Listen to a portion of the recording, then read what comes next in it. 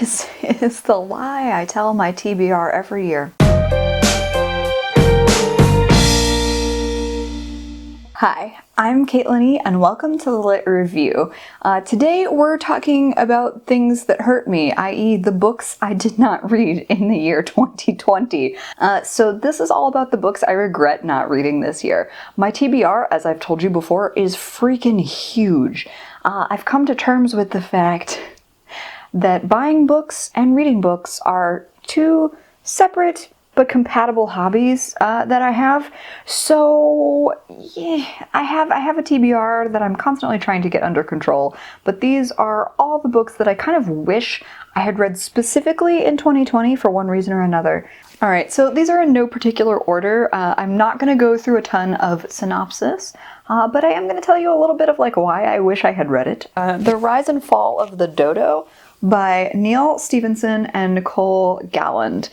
So the story of this book is basically that I was obsessed with it when it was on hardback, and as you know from previous videos, I prefer to buy in paperback whenever possible. So I basically stalked this book for over a year, waiting for it to come out in paperback, insta-bought it when I found the paperback edition, and then promptly avoided reading it for like the whole year. Maybe more.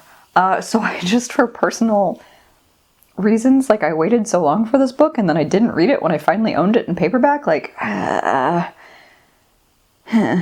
this whole thing is gonna shame me. And then this one will probably come as no surprise. I really wish I had read this one because it was very hyped, very high profile, I feel like, this year. But I feel like a lot of people took 2020 to read Ninth House by Leigh Bardugo. I took 2020 to avoid it.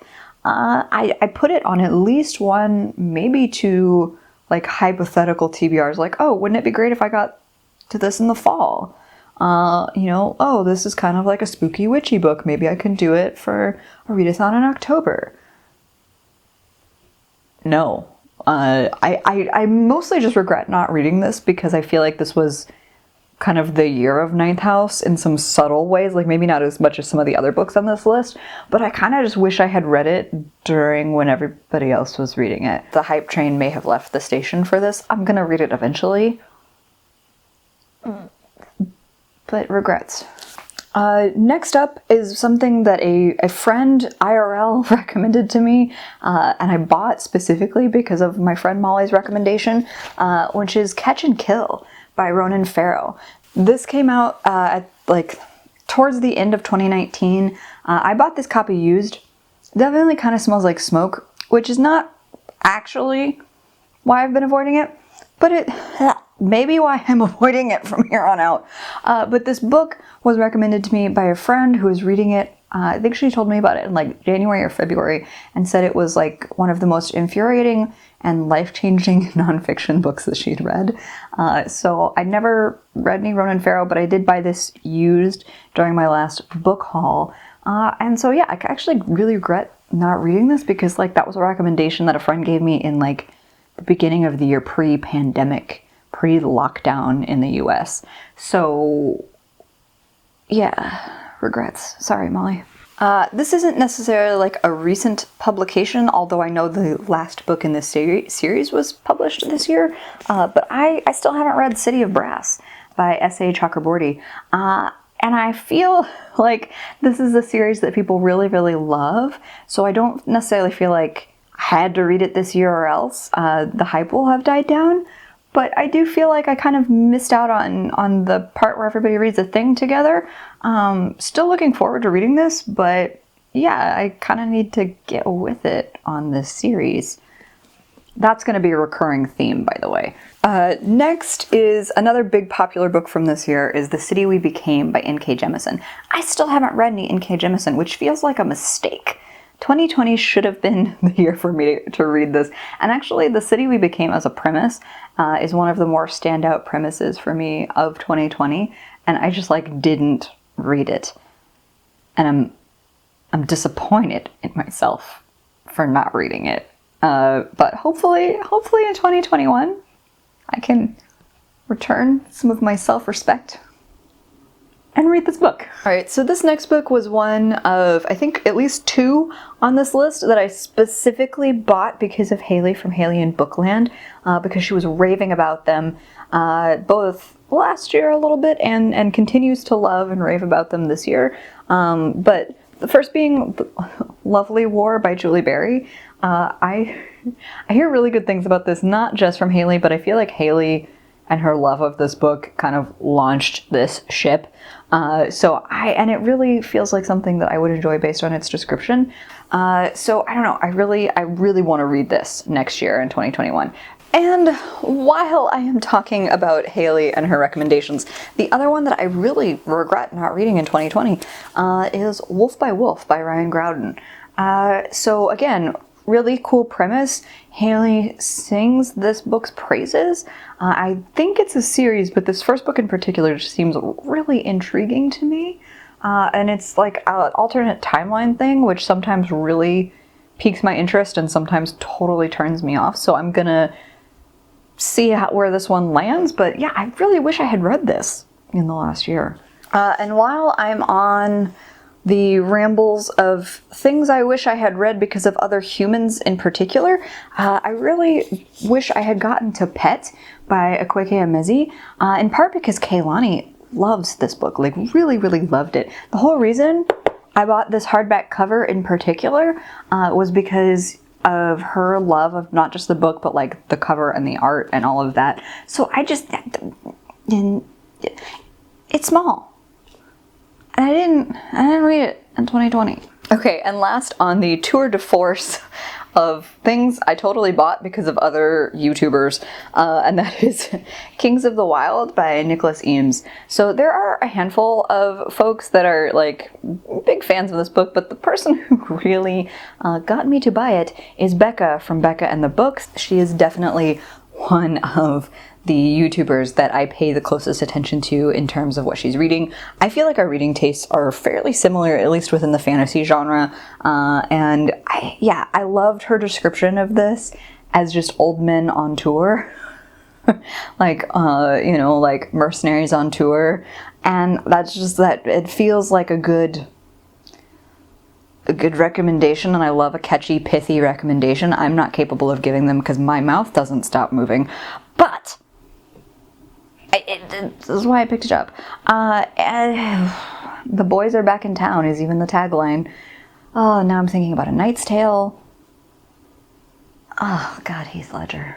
Okay, anyway, I wish I had read this year because it was definitely one that Becca has recommended for, a couple of years. This is not even a new recommendation from Becca, but I just kind of wish I had an opinion about this in 2020.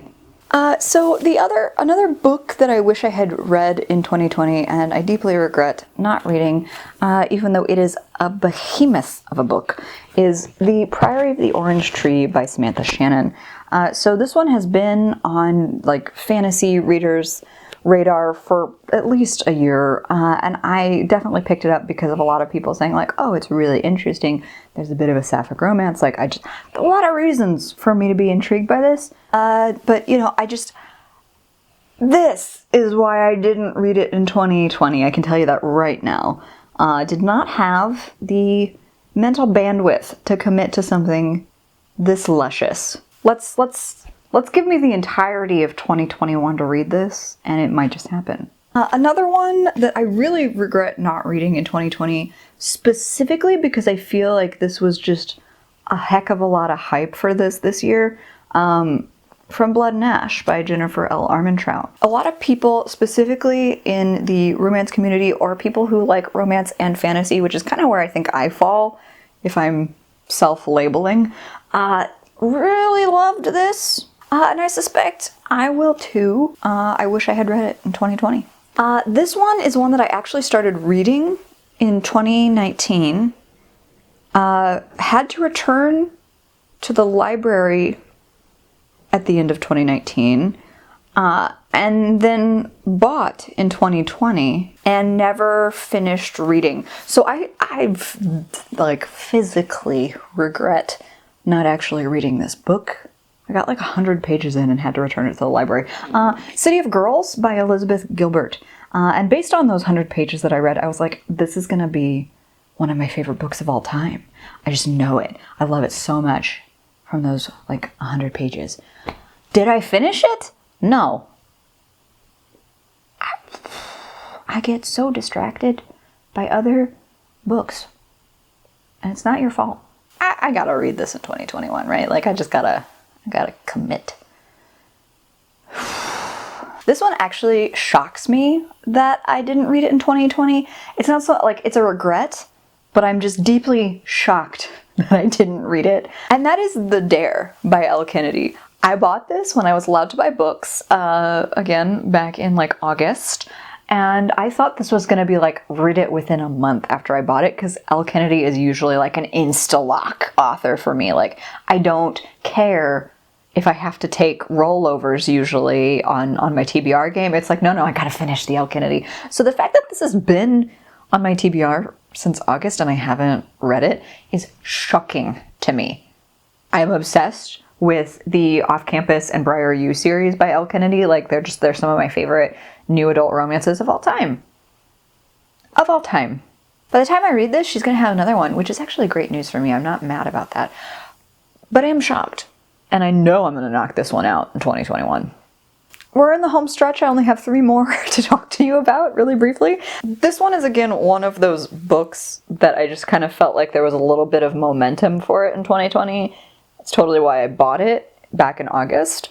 And then I did nothing with it for reasons that I don't even fully understand myself. But that's The Library of the Unwritten by A.J. Hackworth. Y'all have heard about this book. It was all over BookTube for a hot minute. Some people are obviously still reading it because it's not like we're on top of our TBRs here in BookTube. But, you know, really cool premise. Book in a book situation. I love a good book in a book. I also love some paranormal nonsense, and this feels like paranormal nonsense in a book. So yeah, I wish I had read this in 2020. Okay, so this was another 2019 publication. I was just, you know, excited about it. Again, bought it in August. Didn't commit. But to be fair, I also bought like 102 books in August, so yeah, we got problems on problems on problems here.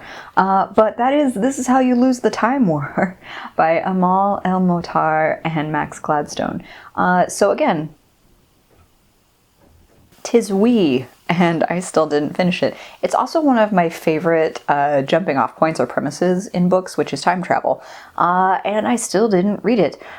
So yeah, I actually really regret not reading this in 2020. Even though it came out in 2019 and people were definitely starting to read it in 2019, I feel like a lot of people were still doing so in 2020. And so I kind of just feel like I can still obviously read this, still gonna read this, but like I just kind of feel like I missed out on some cool conversations, you know, the FOMO. The fear of missing out. 'Tis real. And last but not least, the tiniest of all my books that I regret not reading. I could literally read this in like an hour. Am I going to? Probably not. That doesn't seem logical.